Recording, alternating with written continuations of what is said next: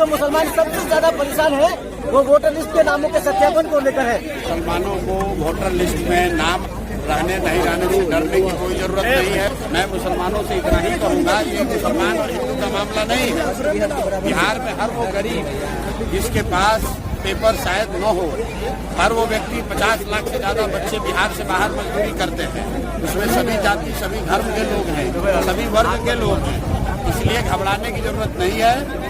ऐसा होता है, ये एक तरह से भाजपा का षड्यंत्र है। वो कोशिश कर रहे हैं कि वो लोग जो भाजपा के खिलाफ वोट दे सकते हैं उनका नाम काटा जाए, लेकिन ये नाम काट नहीं पाएंगे।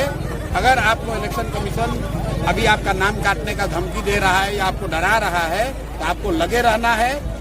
चुनाव आते आते सबका नाम शामिल होगा, जिसका नहीं होगा उसके लिए हम लोग लड़ाई लड़ेंगे, सारे दल वाले लड़ेंगे। इससे डरने की जरूरत नहीं है।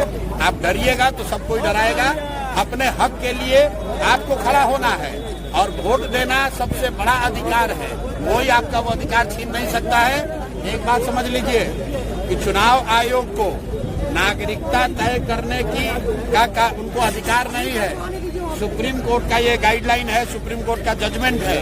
चुनाव आयोग किसी की नागरिकता नहीं तय कर सकता है।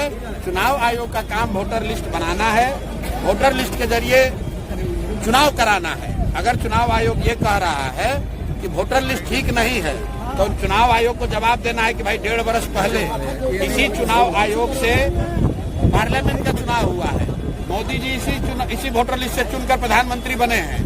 तो अगर वोटर लिस्ट खराब है, गलत है, तो मोदी जी क्या फिर से इस्तीफा देकर फिर से चुनाव लड़ेंगे?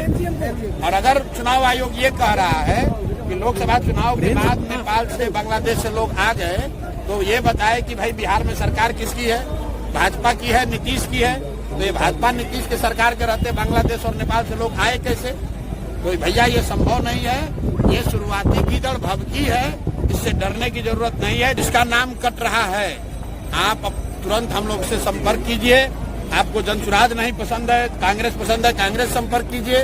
राजनीतिक दलों के कार्यकर्ताओं से, नेताओं से संपर्क कीजिए, ताकि आपका नाम हर हालत में जोड़ा जाएगा। चुनाव आयोग आपका नागरिकता तय नहीं कर सकता है, ये उसके अधिकार क्षेत्र के बाहर का मामला है।